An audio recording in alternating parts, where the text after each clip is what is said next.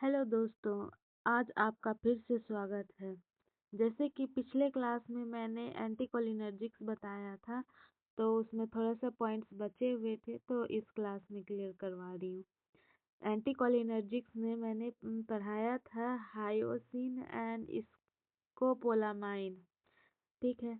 ये क्या करता है कि एसीएच न्यूरोट्रांसमीटर जो है उसको डिक्रीज करता है और ब्रेन की एक्टिविटी को इंक्रीज करता है एसीएच न्यूरोट्रांसमीटर।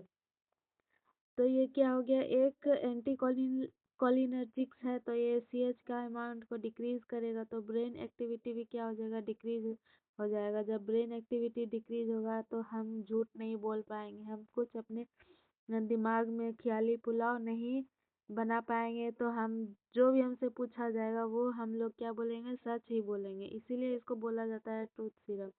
और ये ड्रग ऑफ चॉइस है, drug of choice for motion sickness. Motion sickness क्या होता है, वोमिटिंग ड्यूरिंग ट्रेवल। जो ट्रेवल के करते समय किसी किसी को वोमिटिंग आता है, उसको बोलते हैं मोशन सिकनेस। तो ये क्या बोलते हैं, हायोसिन का एक ट्रांसडर्मल पैच भी लगाया जाता है। कब लगाया जाता है, 4 to 5 आवर्स बिफोर ट्रेवल। तो ये मोशन सिकनेस क्यों होता है, जब भी हम ट्रैवल करते हैं तो ट्रैवल में क्या होता है कि हमारा ब्रेन का एक्टिविटी जो है इंक्रीज हो जाता है। जब ब्रेन का एक्टिविटी इंक्रीज होता है तो वो मीटिंग सेंटर का एक्टिविटी को भी क्या करता है, वो इंक्रीज कर देता है। तो ट्रेवल करने के टाइम हमको क्या आता है, वो मीटिंग आता है। अब देखते हैं कि motion sickness cause during travel brain activity increase it's activate vomit centre and उसके कारण क्या हो जाएगा, हमें वोमिटिंग होगा। उसके बाद वोमिटिंग सेंटर कहाँ पाया जाता है, हमारे मेडुला ओब्लोंगाटा में, जिसको सीटीजेड भी बोलते हैं। और ये कौन सा जगह है ब्रेन में, कहाँ पे पाया जाता है, ये जो है not covered by blood brain barrier. ठीक है। Most common side effect of any drug, nausea and vomiting. अब यहाँ पे देखते हैं, मान लेते हैं कि ये हमारा क्या है, ब्रेन है। ठीक है, ये हमारा ब्रेन है और ये जो है हमारे ब्लड ब्रेन बैरियर से क्या है, कवर्ड है। ठीक है। लेकिन कुछ ऐसे ब्रेन के पार्ट्स हैं जो कि ब्लड ब्रेन बैरियर से कवर्ड नहीं होता है, तो उसी पार्ट को हम बोलते हैं वोमिटिंग सेंटर। ऑब्वियसली जब ये पार्ट ब्लड ब्रेन बैरियर से कवर नहीं होगा तो कोई भी ड्रग आएगा और इस पार्ट को मतलब इफेक्ट करेगा। इस पार्ट में मतलब वो ड्रग अंदर जाके इस पार्ट, ब्रेन के इस पार्ट को इरिटेट करेगा और उसका साइड इफेक्ट क्या होगा, नोजिया एंड वोमिटिंग। तो most common side effect of any drug is nausea and vomiting.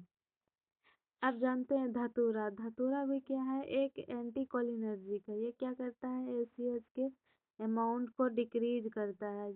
जब हमारे बॉडी में एसीएच का अमाउंट डिक्रीज हो जाएगा तो ब्रेन का एक्टिविटी भी क्या हो जाएगा, डिक्रीज हो जाएगा। तो इसको हम क्या बोलते हैं, इसको हम रोड साइड पॉइजन भी बोलते हैं, क्योंकि ये हर एक रोड के किनारे कोई भी इसको सेल करते रहता है, हर एक रोड के किनारे आपको मिल जाएगा। तो इसका जब पॉइजनिंग हो जाएगा धतूरा का, तो इसका एंटीडोट है फाइसोस्टिग्मिन। फाइसोस्टिग्मिन इसीलिए यूज करते हैं हम। धतूरा तो एक एंटीकोलिनर्जिक है, जब इसका पॉइजनिंग हो जाएगा तो हम कोलिनर्जिक्स ड्रग यूज करेंगे। तो कौन सा कोलिनर्जिक ड्रग यूज करेंगे, फाइसोस्टिग्मिन। तो ये कौन सा ड्रग है, एक लिपिड सोल्यूबल कोलिनर्जिक ड्रग है। क्यों इसको यूज करेंगे, क्योंकि ये क्या करेगा, हमारे ब्रेन की एक्टिविटी को जब कम करेगा तो हमारे ब्रेन की एक्टिविटी को बढ़ाने के लिए एक लिपिड सोल्यूबल कोलिनर्जिक्स का यूज होगा, ताकि वो ब्लड ब्रेन बैरियर को क्रॉस करके हमारे ब्रेन में जाए और हमारे ब्रेन की एक्टिविटी को इंक्रीज करे।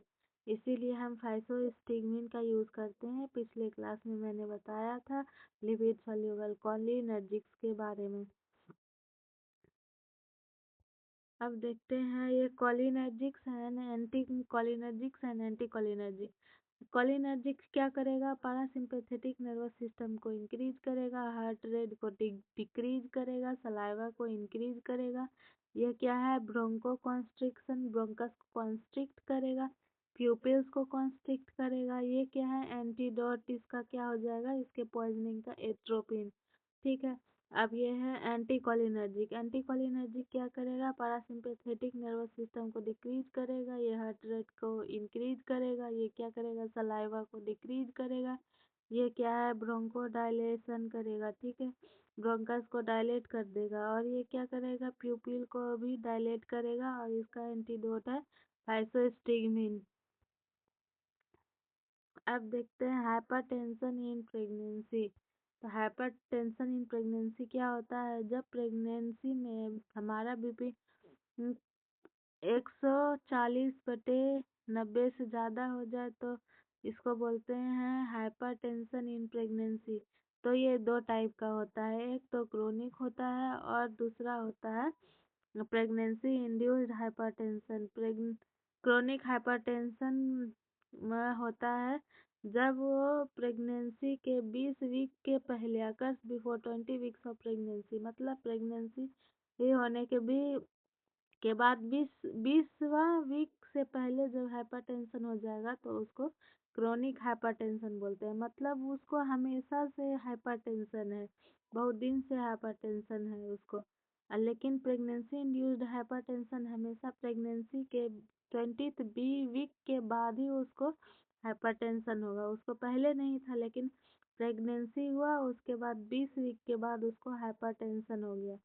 तो ये क्या हो जाएगा, PIH जो है ये आफ्टर 12 वीक ऑफ डिलीवरी क्या हो जाएगा, बीपी इसमें कम हो जाएगा। डिलीवरी होने के बाद 12 वीक के बाद क्या हो जाएगा, इसका बीपी क्या हो जाएगा, इसका बीपी कम हो जाएगा। लेकिन ये जो है क्रोनिक हाइपरटेंशन इन प्रेगनेंसी का जो है बीपी डिलीवरी के बाद भी क्या होगा, ठीक नहीं होगा, क्योंकि ये तो इसको बीमारी है बहुत पहले से, प्रेगनेंसी होने से पहले से इसको हाइपरटेंशन है। इसीलिए डिलीवरी के बाद भी इसका हाइपरटेंशन क्या होगा, डिक्रीज नहीं होगा।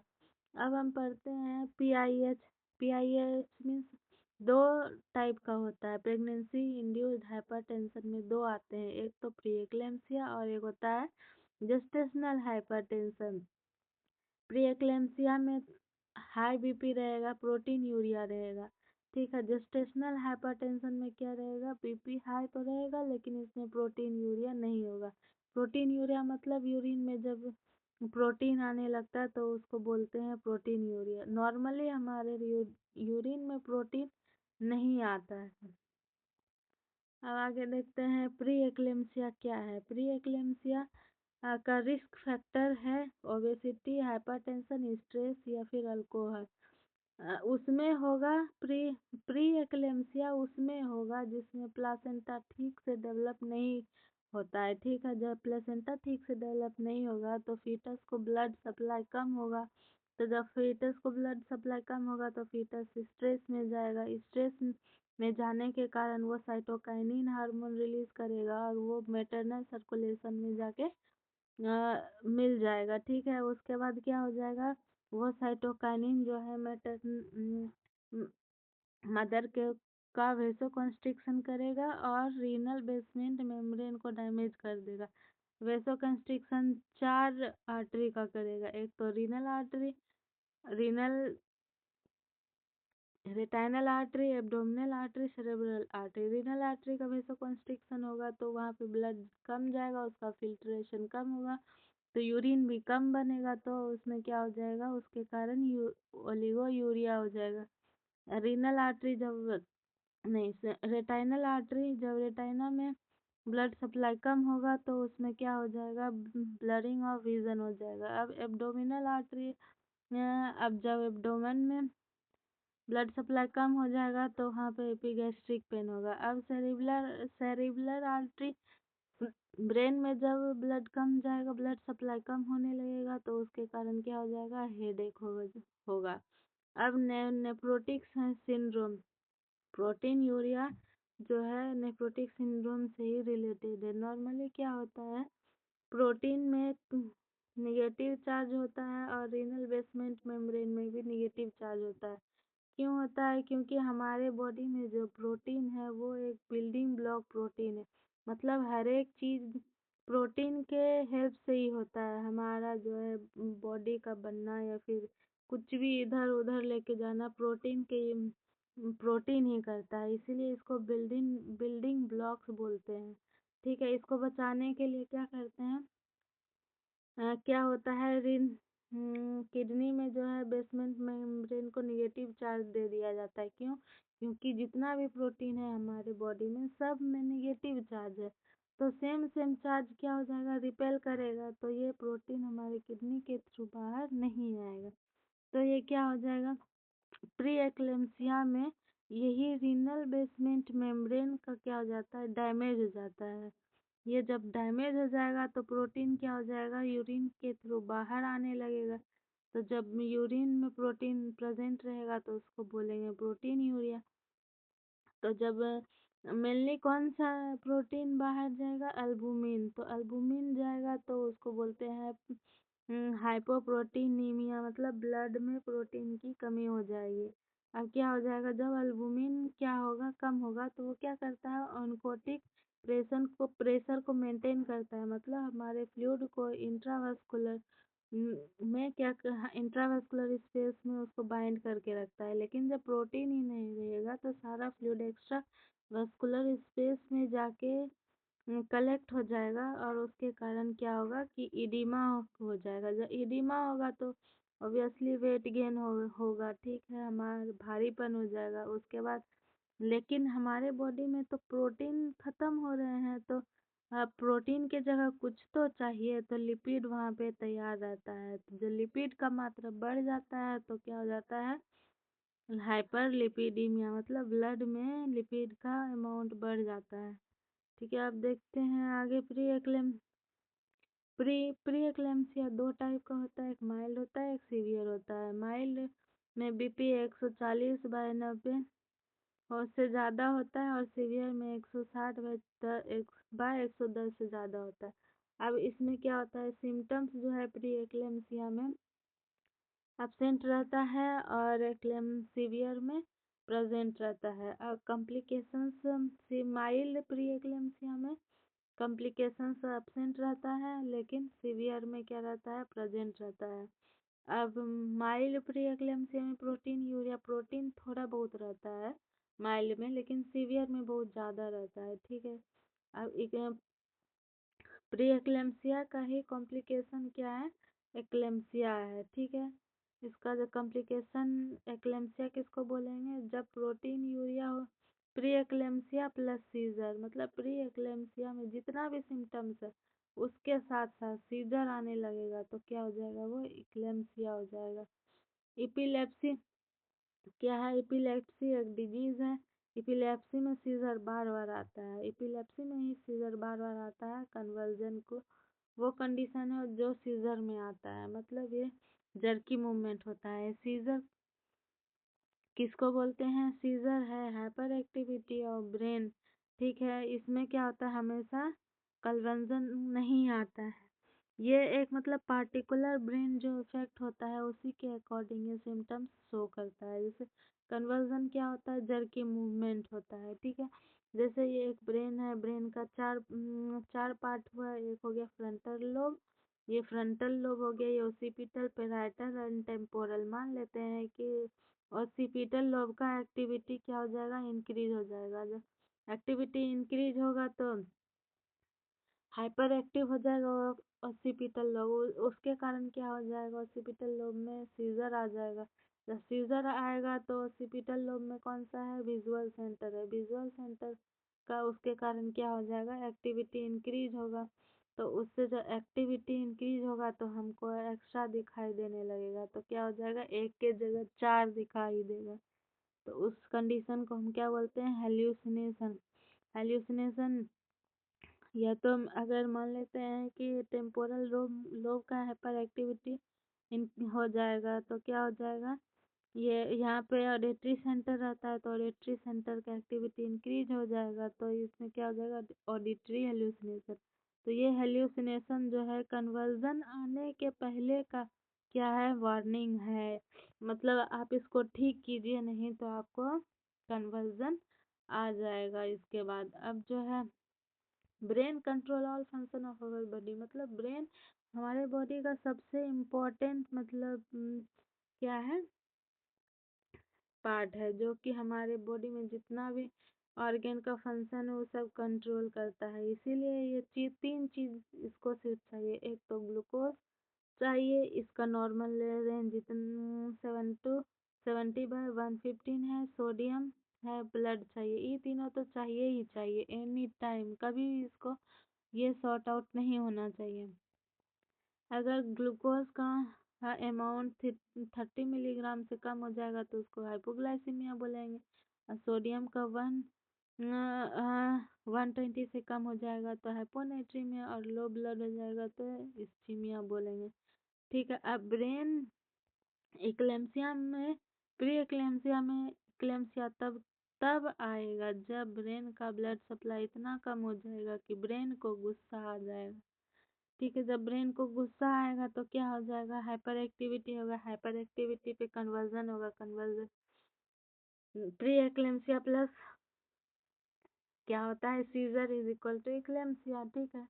अगर किसी को अगर हेडेक है, ठीक है, हेडेक क्यों आता है, सेरेब्रल आर्टरी का वेसो कॉन्स्ट्रिक्शन हो जाएगा तो उसमें ब्रेन में ब्लड सप्लाई कम होगा, ब्लड सप्लाई कम होने से क्या हो जाएगा, हेडेक होगा।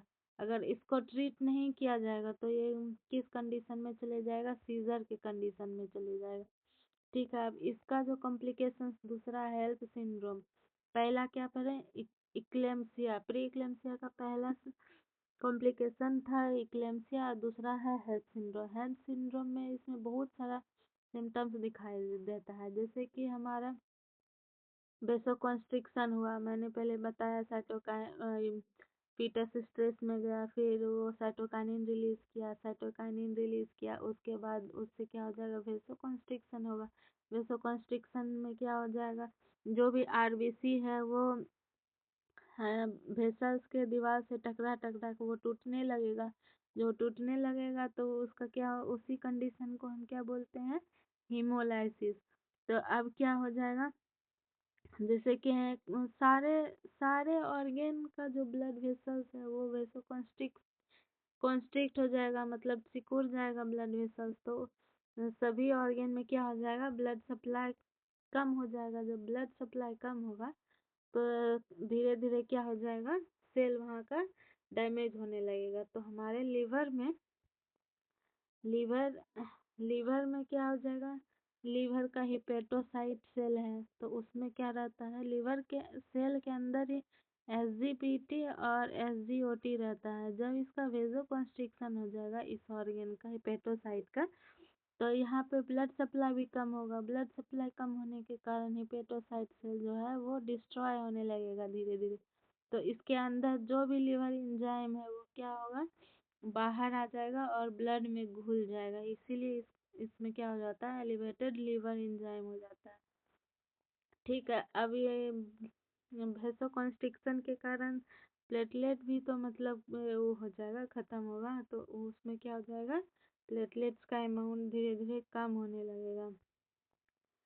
अब ये वही है, समरी है थोड़ा। हाइपरटेंशन इन प्रेगनेंसी क्या कब होगा, जब बीपी 140 से 90 से ज़्यादा होगा, क्रोनिक हाइपरटेंशन इन प्रेगनेंसी होता है। और एक प्रेगनेंसी इंड्यूस्ड हाइपरटेंशन होता है। क्रोनिक हाइपरटेंशन होगा जब BP less than 20 weeks of pregnancy से में बढ़ जाएगा। और जब प्रेगनेंसी इंड्यूस्ड हाइपरटेंशन तब होगा जब तो आपका बीपी 20 वीक प्रेगनेंसी के बाद बढ़ता है, तभी उसको प्रेगनेंसी इंड्यूस्ड हाइपरटेंशन बोल सकते हैं। और ये क्या हो जाएगा, PIH जो है after delivery within 12 week क्या हो जाएगा, बीपी कम हो जाएगा। लेकिन क्रोनिक वाला में क्या होता है, क्रोनिक वाला में बीपी जो है डिलीवरी के बाद भी कम नहीं होता है। अब प्रेगनेंसी इंड्यूस्ड हाइपरटेंशन में ही क्या आता है, प्रीएक्लेम्सिया और गेस्टेशनल हाइपरटेंशन। प्री एक्लेम्सिया में क्या होता है, बीपी इंक्रीज होता है और प्रोटीन यूरिया भी, मतलब यूरिन से प्रोटीन भी आता है। अब जेस्टेशनल हाइपरटेंशन में सिर्फ क्या होता है, ओनली बीपी इंक्रीज होता है। अब प्री एक्लेम्सिया का हम पैथोजेनेसिस पढ़ते हैं। तो प्री एक्लेम्सिया का पैथोजेनेसिस है, जैसे कि ओबेसिटी, अल्कोहल या हाइपरटेंशन हुआ तो क्या हो जाएगा, प्लासेंटा का ठीक ठीक डेवलपमेंट नहीं हो पाएगा। ठीक है, उसके बाद जब प्लासेंटा डेवलप नहीं होगा तो फीटस को क्या हो जाएगा, उसको ब्लड सप्लाई कम हो जाएगा। जब ब्लड सप्लाई कम हो जाएगा तो फीटस क्या करेगा, स्ट्रेस में चले जाएगा। स्ट्रेस में जाएगा तो वो क्या सोचे, एक बार क्या करेगा, माँ को सिग्नल देगा, किसके थ्रू, ये साइटोकाइनिन हार्मोन रिलीज करेगा और मदर के सर्कुलेशन में इसको मिक्स कर देगा। ठीक है, उसके बाद क्या करेगी, मदर के ब्लड सर्कुलेशन में जब जाएगा तो ये दो काम करेगा, एक तो वेसो कॉन्स्ट्रिक्शन करेगा और बेसमेंट मेम्ब्रेन, किडनी के बेसमेंट मेम्ब्रेन को डैमेज कर देगा। जब वेसो कंस्ट्रिक्शन 4 आर्टरी का करेगा, एक रीनल आर्टरी, उसके कारण ओलिगोयूरिया होगा, और एक होगा रेटाइनल आर्टरी, उसके कारण ब्लड विजन होगा, और एब्डोमिनल आर्टरी का वेसो कंस्ट्रिक्शन करेगा, उसके कारण एपिगेस्ट्रिक पेन होगा। और है चौथा है सेरेब्रल आर्टरी का वेसो कंस्ट्रिक्शन करेगा, उसके कारण हेडेक होगा। अब बेसमेंट मेम्ब्रेन का जब ये डैमेज करेगा साइटोकाइनिन, तो उससे क्या होगा, प्रोटीन यूरिया होगा, हाइपोप्रोटीनीमिया होगा, इडिमा होगा, उसके कारण वेट गेन होगा, और उसमें हाइपर लिपिडीमिया होगा। ठीक है, अब आगे देखते हैं। प्री एक्लेम्सिया 2 टाइप का होता है, एक माइल्ड होता है, एक सीवियर होता है। माइल्ड में 140/90 बीपी हो गया, इसमें सिम्टम एब्सेंट होता है, कॉम्प्लिकेशन भी एब्सेंट होता है। इसमें प्रोटीन यूरिया होता है लेकिन बहुत कम होता है। और सीवियर प्री एक्लेम्सिया का बीपी 140/110 होता है और सिम्टम्स इसमें प्रेजेंट रहता है, कॉम्प्लिकेशंस भी इसमें प्रेजेंट रहेगा, और प्रोटीन यूरिया इसमें बहुत ही ज़्यादा होगा। कॉम्प्लिकेशन और प्रोटीन यूरिया, कॉम्प्लिकेशन क्या होता है, इसमें प्रोटीन यूरिया का 2 होता है। पहला तो एक्लेम्सिया हो गया, एक्लेम्सिया में क्या होगा, प्री एक्लेम्सिया में जितना भी सिम्टम्स है ये वाला, और उसके साथ साथ सीजर आएगा तो उसको इक्लेम्सिया बोलेंगे। इपिलेप्सी किसको बोलते हैं, disease in which recurrent seizure का, ऐसा डिजीज है, इपिलेप्सी एक डिजीज है जिसमें कि सीजर बार बार आता है। और सीजर क्या होता है, hyper activity of brain. Hyper activity of brain क्यों होगा, क्योंकि अगर इसको आगे पढ़ते हैं, जैसे कन्वर्जन क्या होता है, जर्की मूवमेंट होता है। सीजर का इटियोलॉजी क्या होगा, aetiology of seizure, hyponatraemia, hypoglycaemia या फिर सेरेब्रल इस्कीमिया। मतलब अगर ब्रेन को ये तीनों चीज़ अगर नहीं मिला तो गुस्सा आ जाएगा, गुस्सा में क्या हो जाएगा, अपना एक्टिविटी वो बढ़ा देगा। ठीक है, उसी के कारण क्या हो जाएगा, सीजर आ जाएगा। अब दूसरा कॉम्प्लिकेशन है प्री एक्लेम्सिया का HELLP syndrome. Help, H for haemolysis, L elevated liver enzyme, LP low platelet. अब देखते हैं drug of choice for hypertension.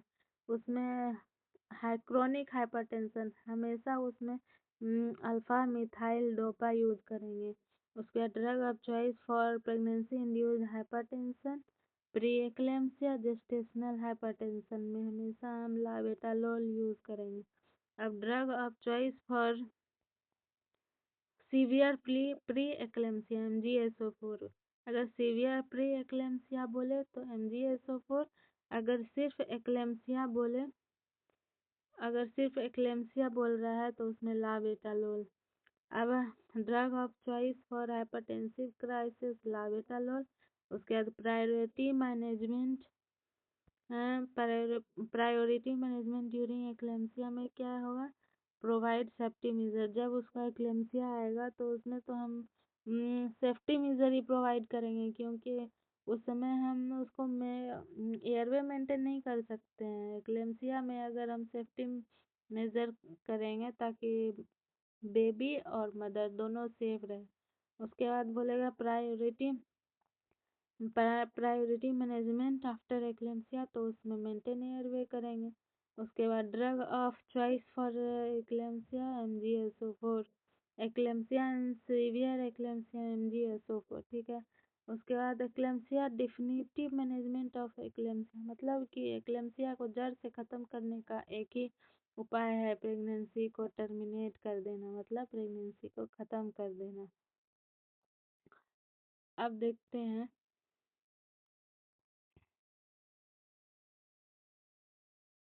ACH हमारे बॉडी में कैसे काम करता है, ठीक है। ACH क्या होता है, हमारे प्री साइनेप्स में क्या होता है, स्टोर रहता है।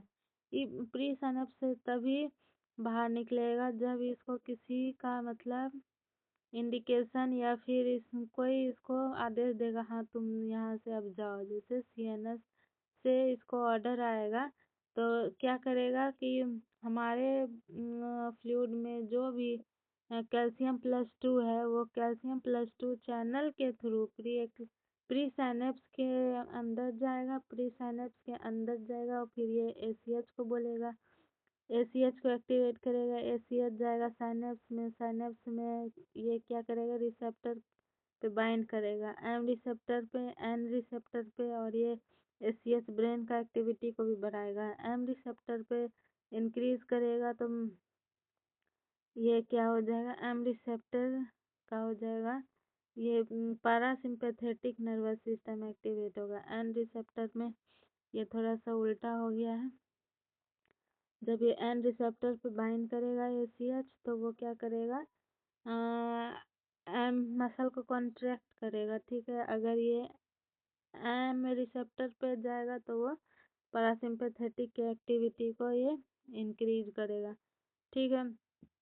ये आप लोग सही कर लीजिएगा। उसके बाद MgSO4 क्या करता है, इनहिबिट करता है कैल्शियम चैनल को, और वो क्या करेगा, जब यहाँ पे हमारे बॉडी में तो मैग्नीशियम+2 और ये कैल्शियम+2 का चार्ज सेम होने के कारण दोनों का चैनल एक ही होता है। तो क्या होगा कि यहाँ पे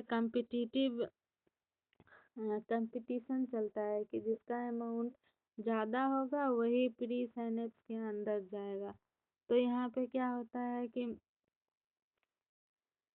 यहाँ पे जब भी अगर यहाँ पे मान लीजिए कैल्शियम के जगह अगर मैग्नीशियम चले गया तो यहाँ पे ACH एक्टिवेट नहीं हो पाएगा, ना ही ये सिनेप्स में जा पाएगा, ना ही ये रिसेप्टर पे बाइंड कर पाएगा। तो इसके कारण क्या हो जाएगा, मसल रिलैक्स हो जाएगा और ब्रेन का एक्टिविटी भी थोड़ा डिक्रीज हो जाएगा। उसके बाद यूज ऑफ MgSO4 है सीवियर प्री एक्लेम्सिया में। सीवियर प्री एक्लेम्सिया क्यों, क्योंकि जैसे कि मसल ब्लड वेसल्स में भी क्या होता है, मसल्स होता है, तो ब्लड वेसल्स को तो वहाँ पे कॉन्स्ट्रिक्ट कर रहा था फीटल के स्ट्रेस में जाने से, साइटोकाइनिन रिलीज होने से। तो वो क्या होगा कि यहाँ पे अगर हम MgSO4 दे दिए तो कॉन्स्ट्रिक्ट होने के लिए तो इसको कैल्शियम का ज़रूरत पड़ेगा, लेकिन हम अगर ब्लड में मैग्नीशियम SO4 दे दिए तो क्या हो जाएगा, यहाँ पे इसके मसल्स में मैग्नीशियम चले जाएगा और ब्लड वेसल्स के मसल्स को कॉन्स्ट्रिक्ट नहीं होने देगा। तो उस और ये क्या करेगा, उसके कारण वेसोडायलेशन हो जाएगा और जो भी है प्री एक्लेम्सिया का, सीवियर प्री एक्लेम्सिया का सिम्टम उसको वो डिक्रीज करेगा। इसीलिए इसको सीवियर प्री एक्लेम्सिया में देंगे ताकि ब्रेन सेरेब्रल आर्टरी का भी जो है डायलेशन हो सके और ब्रेन में ठीक ठीक ब्लड जा सके और ब्रेन का एक्टिविटी मतलब लो रहे और मतलब उसमें सीजर ना हो। उसके बाद इसको कहाँ यूज़ करेंगे, इक्लेम्सिया में भी यूज़ करेंगे। और इसको क्या करेंगे, status drug of choice for status asthmaticus, मतलब कि अस्थमा में ब्रोंको कॉन्स्ट्रिक्शन रहता है, लेकिन ये मैग्नीशियम देने के बाद क्या होता है, ब्रोंकस का कॉन्स्ट्रिक्शन नहीं हो पाता है, ब्रोंकस का डायलेशन हो जाता है कैल्शियम की कमी के कारण, ठीक है। और जब ये मतलब ये क्या होता है, प्री मैच्योर डिलीवरी में भी क्या होता है, ये यूट्रस जब कॉन्ट्रैक्ट होने लगता है तो क्या होता है उसमें यूट्रस को रिलैक्स करने के लिए हम देते हैं MgSO4। तो जो ड्रग यूट्रस को रिलैक्स करता है उसको बोलते हैं टोकोलाइटिक। और मतलब इसको जब हमारा एंटी रिदमिक हार्ट बीट मतलब बहुत ही ज़्यादा हार्ट बीट मतलब इंक्रीज हो जाता है टैकीकार्डिया में, तो उसको हम टैकीकार्डिया को एक तरह से एंटी रिदमिक ही बोलते हैं। तो हार्ट रेट को क्या करता है उसमें वो कम करता है। उसके बाद डायरिया में भी इसको देते हैं क्योंकि ये जो है MgSO4 GIT के मसल्स को रिलैक्स करेगा तो वहाँ पे थोड़ा डायरिया में इसको रिलैक्सेशन मिलेगा। Thank you.